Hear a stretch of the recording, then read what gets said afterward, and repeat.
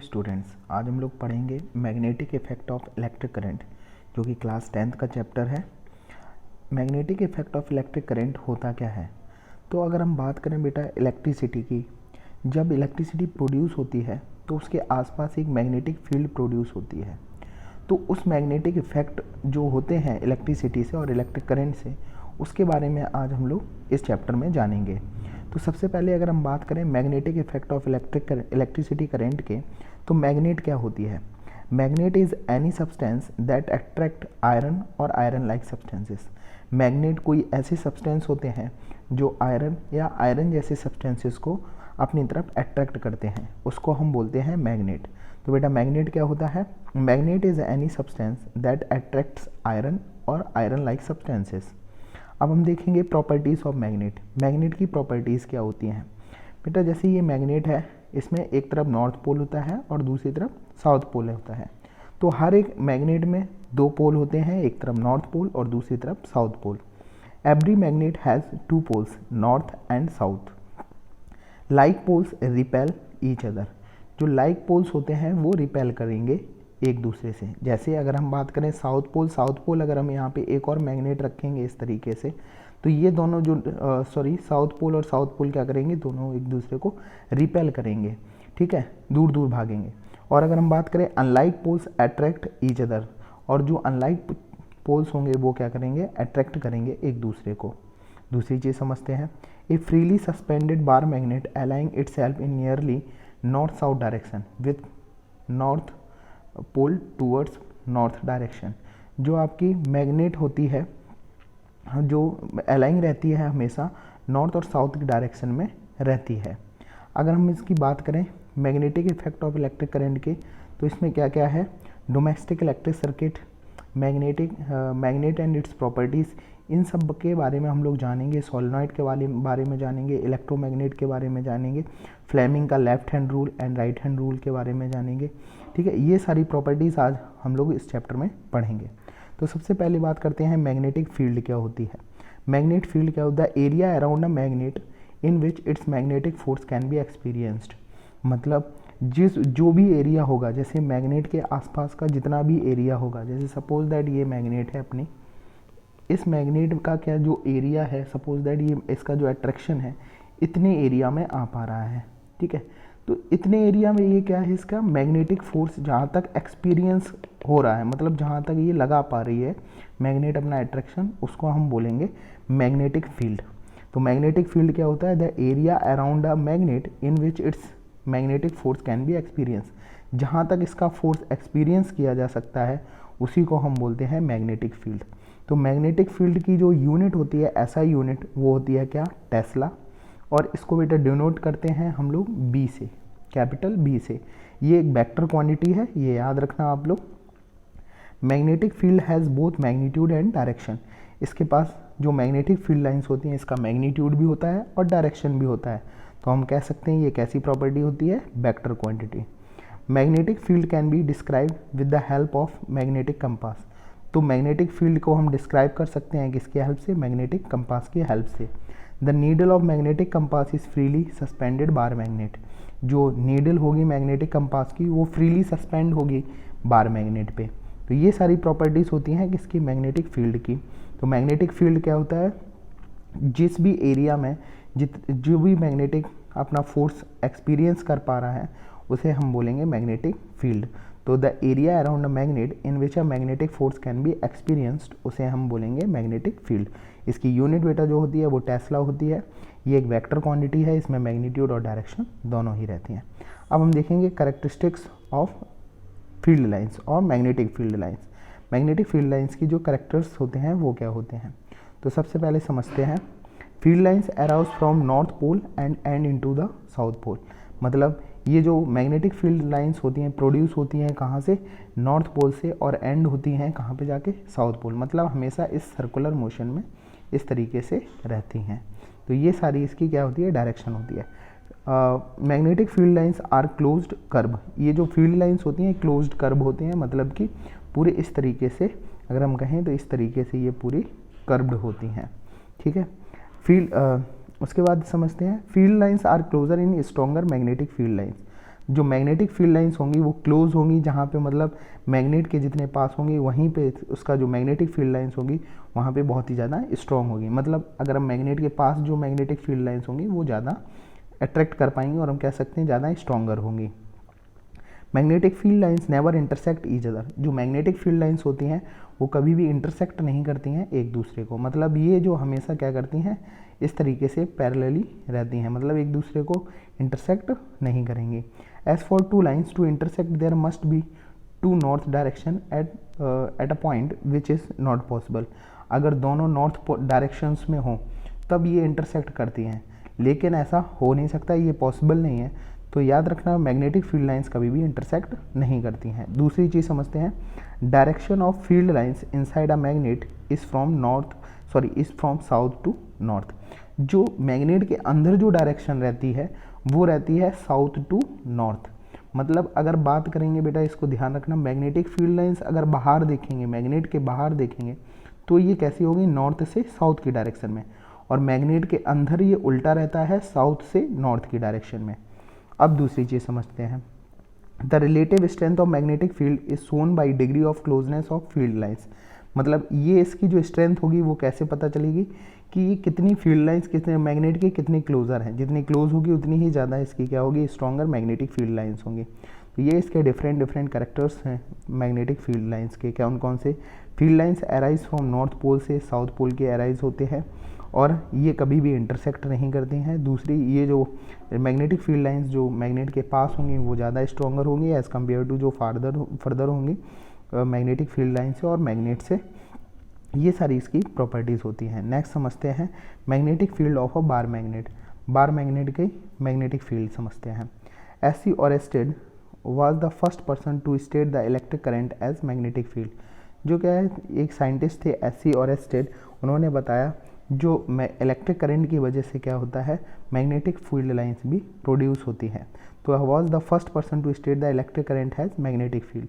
तो हम कह सकते हैं ये पहले पर्सन थे जिन्होंने बताया कि इलेक्ट्रिक करंट जो होती है हैज़ मैग्नेटिक फील्ड। तो इलेक्ट्रिक करंट के पास अपनी एक मैग्नेटिक फील्ड भी होती है, ये इन्होंने बताया था। तो अब समझते हैं right hand thumb rule. Right hand thumb rule क्या कहता है, Imagine you are holding a current carrying straight conductor in your right hand such that the thumb is pointing towards the direction of current. Then the finger wrapped around the conductor give the direction of magnetic field. आप लोग इस तरीके से right hand को पकड़ दें या right hand पे एक वायर पकड़ें जिसकी आपको डायरेक्शन करंट की पता हो। मतलब कि अगर हम इस तरीके से जैसे ये हैंड को पकड़े, ये एक वायर पकड़े है जिसमें क्या है करंट फ्लो हो रहा है, ये जो थंब की डायरेक्शन है ये जो बताएगा क्या, करंट बताएगा। अब जो भी ये आपकी जो 4 फिंगर्स हैं, ये 4 फिंगर्स हैं, ये जिस डायरेक्शन में फोल्ड होंगी वो इसकी मैग्नेटिक फील्ड लाइंस होंगी। यही है राइट हैंड थंब रूल। तो राइट हैंड थंब रूल के हिसाब से क्या है, अगर हम अपने राइट हैंड को इस तरीके से रैप करते हैं जिसमें क्या है कि थंब करंट की डायरेक्शन में हो, तो जो मैग्नेटिक फील्ड लाइंस होंगी वो किसके डायरेक्शन में होंगी, जो यहाँ पर जिस डायरेक्शन में आपकी 4 फिंगर्स मुड़ी होंगी। तो ये होता है राइट हैंड थंब रूल। अब हम बात करते हैं magnetic field due to current through a straight conductor.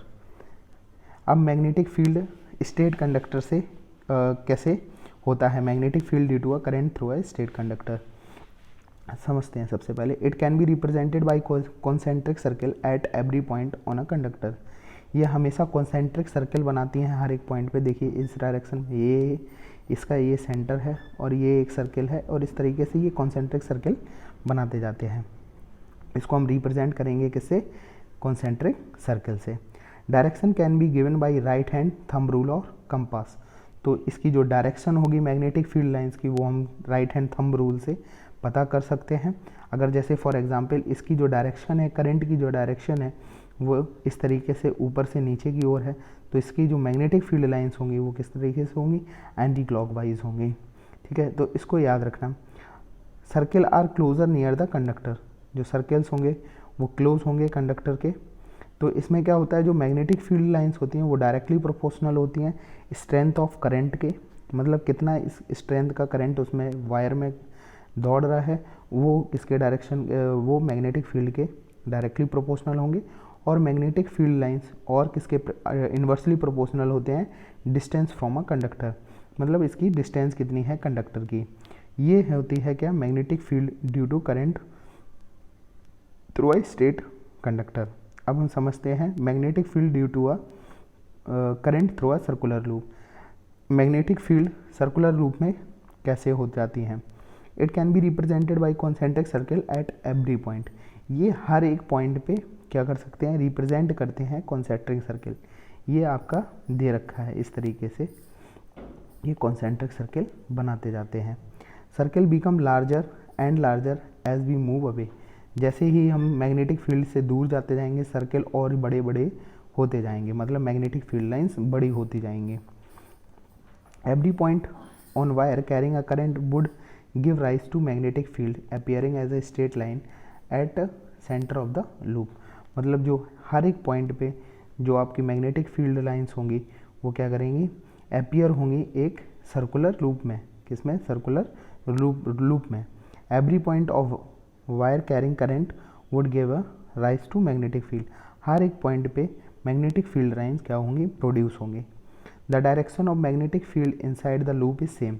तो जो डायरेक्शन रहेगी मैग्नेटिक फील्ड लाइन की लूप के अंदर वो हमेशा कैसी रहेगी, सेम रहेगी। ठीक है, अब समझते हैं factor affecting the magnetic field of a circular current carrying conductor. कौन कौन से फैक्टर हैं जो अफेक्ट करते हैं मैग्नेटिक फील्ड लाइंस को सर्कुलर कंडक्टर में। मैग्नेटिक फील्ड डायरेक्टली प्रोपोर्शनल होती है current passing through the conductor. जो करंट उसमें फ्लो हो रहा होता है उसके डायरेक्टली प्रोपोर्शनल होती है मैग्नेटिक फील्ड। और दूसरी मैग्नेटिक फील्ड किसके, इन्वर्सली प्रोपोर्शनल होती है distance of the conductor. Directly inverse और मैग्नेटिक फील्ड डायरेक्टली प्रोपोर्शनल होती है number of turns in the coil. तो मतलब हम कह सकते हैं मैग्नेटिक फील्ड लाइंस जो होती है वो किसके किसके डायरेक्टली प्रोपोर्शनल होती है, करंट के, और किसके डायरेक्ट इन्वर्सली प्रोपोर्शनल होती है किसके, डिस्टेंस के और नंबर ऑफ टर्न्स के। तो हम कह सकते हैं इसके, ये आपको याद रखना है, magnetic field lines directly proportional होती है करंट के, इन्वर्सली प्रोपोर्शनल होती है distance from the conductor and number of turns in the coil. वो हम कह सकते हैं क्या है आपकी, जो कि फैक्टर्स हैं जो अफेक्ट करते हैं magnetic field due to a circular current carrying conductor.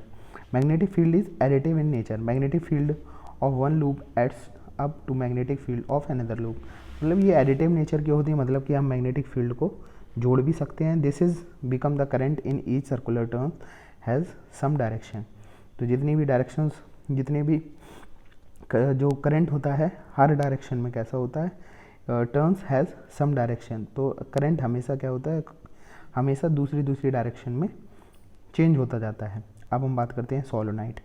Solenoid क्या होता है, a coil of many circular turns of insulated copper wire wrapped closely in a cylindrical form.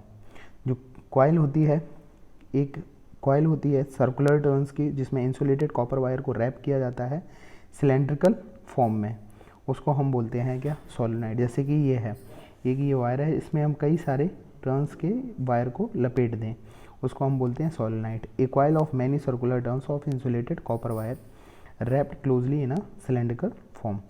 अब देखते हैं magnetic field of a solenoid is similar to that of bar magnetic. जो magnetic field lines होती हैं जो solenoid की, वो similar होती हैं बार मैग्नेट की तरह। मतलब कि ये जो सोलेनोइड होती है बार मैग्नेट की तरह बिहेव करती है। ठीक है, magnetic field is uniform inside the solenoid and represented by parallel field lines.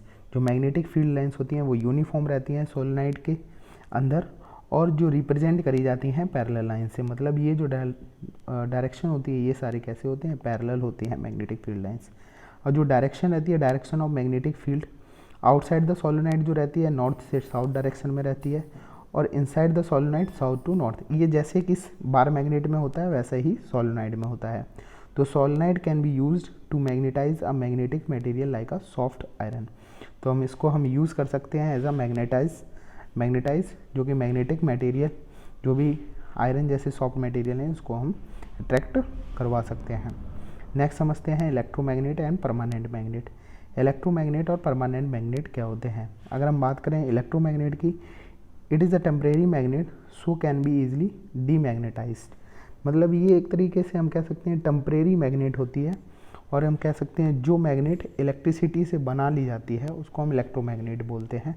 तो इसको हम आसानी से क्या कर सकते हैं, डीमैग्नेटाइज भी कर सकते हैं। जैसे कि अगर हम उसमें करंट फ्लो करना बंद करवा देते हैं तो वो क्या हो जाती है, इलेक्ट्रोमैग्नेटिक से वो सिंपली एक इलेक्ट्रिक इंस्ट्रूमेंट ही रह जाता है। नेक्स्ट समझते हैं, स्ट्रेंथ कैन बी वेरीड। जो इसकी स्ट्रेंथ है वो वेरी कर सकती है, मतलब हम लोग इसको मैनिपुलेट कर सकते हैं, कम ज़्यादा कर सकते हैं। पोलैरिटी कैन बी रिवर्स, और इसकी जो पोलैरिटी है वो हम रिवर्स कर सकते हैं, नॉर्थ से साउथ और साउथ से नॉर्थ। जनरली स्ट्रॉन्ग मैग्नेट, ये काफ़ी स्ट्रॉन्ग मैग्नेट होती हैं क्योंकि इसको हम लोग मिनिमाइज और कह सकते हैं मैनिपुलेट कर सकते हैं। Can not be easily demagnetise, इसको हम आसानी से डीमैग्नेटाइज नहीं कर सकते हैं। स्ट्रेंथ इज़ फिक्स्ड, इसकी जो स्ट्रेंथ रहती है वो फिक्स्ड रहती है। Polarity can not be reverse, और इसकी पोलैरिटी को हम लोग रिवर्स नहीं कर सकते हैं, और ये जनरली वीक मैग्नेट होती हैं। तो ये सारी प्रॉपर्टीज़ होती हैं इलेक्ट्रोमैग्नेट और परमानेंट मैग्नेट की। अब हम लोग समझते हैं force on a current carrying conductor in a magnetic field. तो अब हम समझेंगे फोर्स कैसे, force on current carrying conductor in a magnetic field. Andre Marie Ampere suggested that the magnet also exerts an equal and opposite force on a current carrying conductor। तो Andre Marie ampere एक scientist थे, physicist. उन्होंने बताया कि magnetic field lines भी एक तरीके से इक्वल और अपोजिट फोर्स एक्सर्ट्स करती हैं करंट कैरिंग कंडक्टर पर। तो उनके हिसाब से क्या था कि मतलब जितना फोर्स करंट लगाता है, करंट कैरिंग कंडक्टर लगाता है, उतना ही मैग्नेटिक फील्ड लाइंस भी लगाती है। The displace in a conductor is the maximum when the direction of current is at right angle to the direction of the magnetic field। जो displacement होगा वो conductor में मैक्सिमम होगा जब मैग्नेटिक फील्ड लाइंस, हम कह सकते हैं डायरेक्शन जो होगी करंट की वो कैसी होगी, परपेंडिकुलर होगी, जो कि perpendicular angle to the direction of the magnetic field. मतलब अगर परपेंडिकुलर होगी मैग्नेटिक फील्ड के तो वो कैसे होंगे, सबसे ज़्यादा मैक्सिमम डिस्प्लेस होगा। Direction of force is reverse on reversing the direction of current. अगर हम डायरेक्शन रिवर्स कर देते हैं करंट की तो जो डायरेक्शन है फोर्स की वो भी कैसी हो जाएगी, रिवर्स्ड हो जाएगी। तो मतलब कुल मिला के हम कह सकते हैं जो डिस्प्लेसमेंट है मैक्सिमम कब होगी, जब परपेंडिकुलर होगी डायरेक्शन ऑफ मैग्नेटिक फील्ड के, और जब से ज़्यादा डिफ्लेक्शन मतलब मिलेगा, ये जो आपकी कॉइल होगी मैग्नेटिक फील्ड लाइंस में सबसे ज़्यादा डिफ्लेक्शन जब मिलेगा जब वो परपेंडिकुलर होंगे। और इसको हम रिवर्स्ड भी कर सकते हैं, मतलब अगर हम करंट को उल्टा फ्लो कराएंगे तो मैग्नेटिक फील्ड लाइंस और हम कह सकते हैं डिस्प्लेसमेंट है वो क्या हो जाएगी, जो फोर्स की डायरेक्शन है वो चेंज हो जाएगी, रिवर्स्ड हो जाएगी। नेक्स्ट समझते हैं फ्लेमिंग लेफ्ट हैंड रूल। तो फ्लेमिंग के लेफ्ट हैंड रूल के हिसाब से क्या है, अगर हम लेफ्ट हैंड रूल को लेफ्ट हैंड को इस तरीके से फोल्ड करते हैं तो जो अपना थंब होता है वो मोशन बताता है, फोर्स बताता है, और जो ये फिंगर होती है मिडिल फिंगर वो करंट की डायरेक्शन बताती है, और ये जो अपनी फोर फिंगर होती है वो आपको मैग्नेटिक फील्ड लाइंस के बारे में बताता है। तो यही था आपका फ्लेमिंग का left hand rule. Stretch the thumb, forefinger and middle finger of your left hand such that they are mutually perpendicular. ये सारी एक दूसरे के क्या होंगी, परपेंडिकुलर होंगी। ये four finger points in the direction of magnetic field. अगर इस फोर फिंगर को हम लोग मैग्नेटिक फील्ड डायरेक्शन में करते हैं तो जो मिडिल फिंगर होगी वो डायरेक्शन बताएगी करंट की। Thumb will point in the direction of motion of force. ये जो डायरेक्शन होगी वो किसके, फोर्स के अलोंग होगी, मतलब थंब फोर्स को बताएगा, करंट को बताएगा मिडिल फिंगर, और फोर फिंगर बताएगी मैग्नेटिक फील्ड को। तो इसका एप्लीकेशन हम लोग इलेक्ट्रिक मोटर में यूज़ करेंगे। तो आप समझते हैं इलेक्ट्रिक मोटर क्या होती है। इलेक्ट्रिक मोटर समझते हैं, motor is a device which convert electrical energy into mechanical energy. जो इलेक्ट्रिक मोटर होती है वो क्या करती है, इलेक्ट्रिक एनर्जी को मैकेनिकल एनर्जी में कन्वर्ट करती है। और electric motor is used in electric fans. जो इलेक्ट्रिक मोटर होती है वो यूज़ होती है इलेक्ट्रिक फैंस में, वॉशिंग मशीन्स में, रेफ्रिजरेटर में, मिक्सर में, ग्राइंडर में और अदर एप्लियंसेस में, कई सारे एप्लियंसेस में मोटर का यूज़ होता है। तो मतलब ये जो इलेक्ट्रिक मोटर होती है वो क्या करती है, सिंपली हम कह सकते हैं इलेक्ट्रिकल एनर्जी को मैकेनिकल एनर्जी में कन्वर्ट करती है। तो अपना प्रिंसिपल ऑफ मोटर क्या है, An electric motor utilizes the magnetic effect of current. It works on principle that when a rectangular coil is placed in a magnetic field and current is passed through a torque act as a coil which rotates it continuously।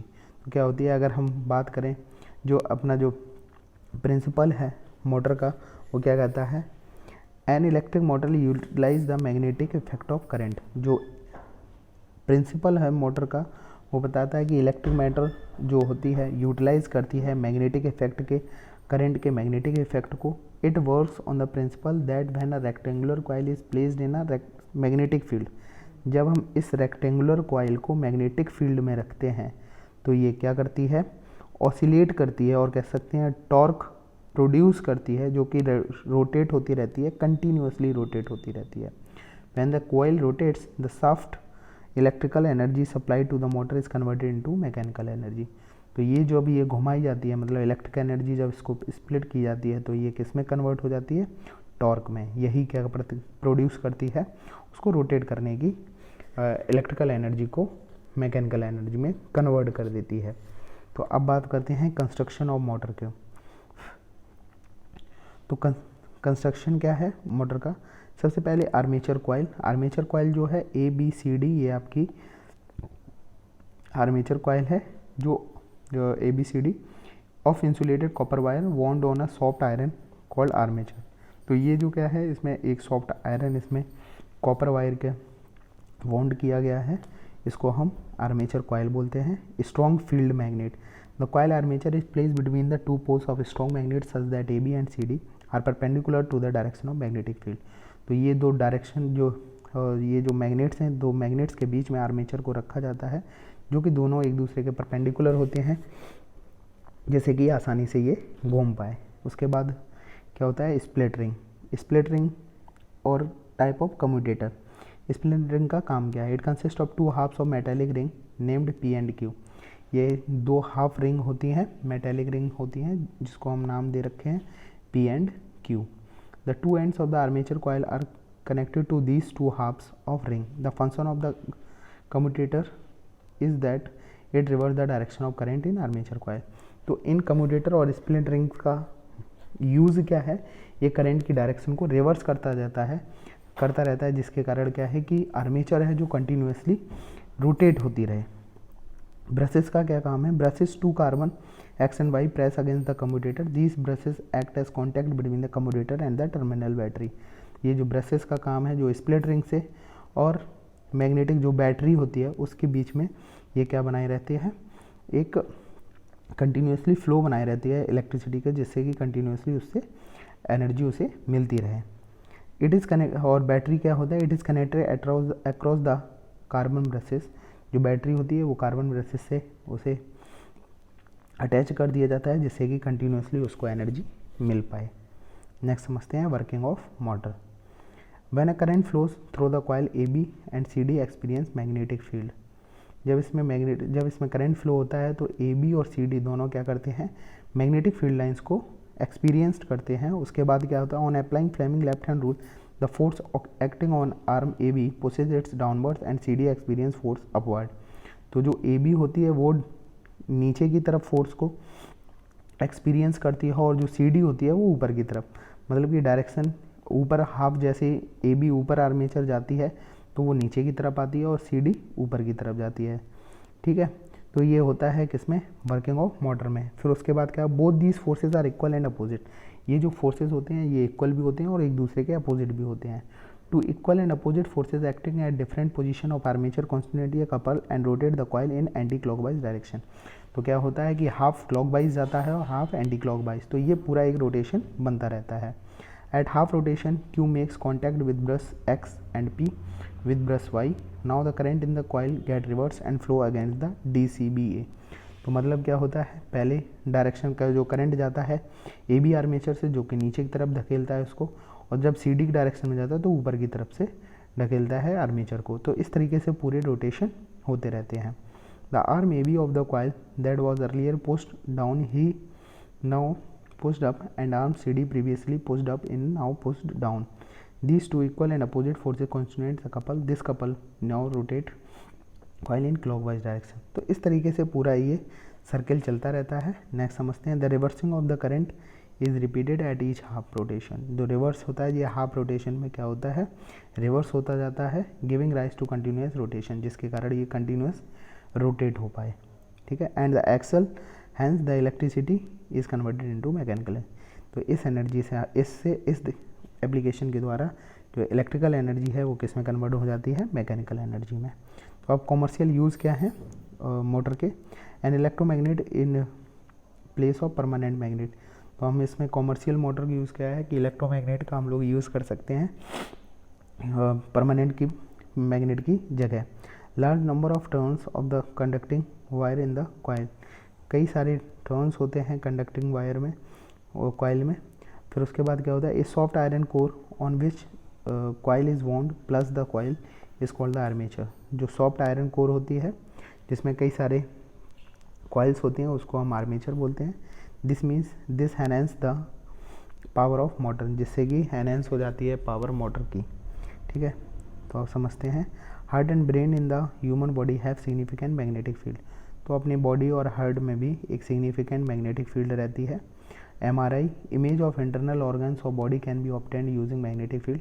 तो हम लोग MRI जो कराते हैं और magnetic और जो organs होते हैं उनके हम लोग इंटरनल इमेजेस ले सकते हैं मैग्नेटिक फील्ड के हेल्प से। और गैल्वेनोमीटर क्या होता है, instrument that can be detect the presence of current in a circuit. जो इंस्ट्रूमेंट होते हैं जो कि डिटेक्ट करते हैं प्रेजेंस करंट की, उसको हम कह सकते हैं उसको हम कहते हैं गैल्वेनोमीटर, जो कि क्या बताते हैं उस सर्किट में कितना करंट, और कह सकते हैं कि उस सर्किट में करंट फ्लो हो रहा है या नहीं हो रहा है। ठीक है, तो ये सारी चीज़ें हैं जो कि हम लोगों ने पढ़ा है मोटर। आपके सिलेबस में इतना ही आ रहा है। Thank you.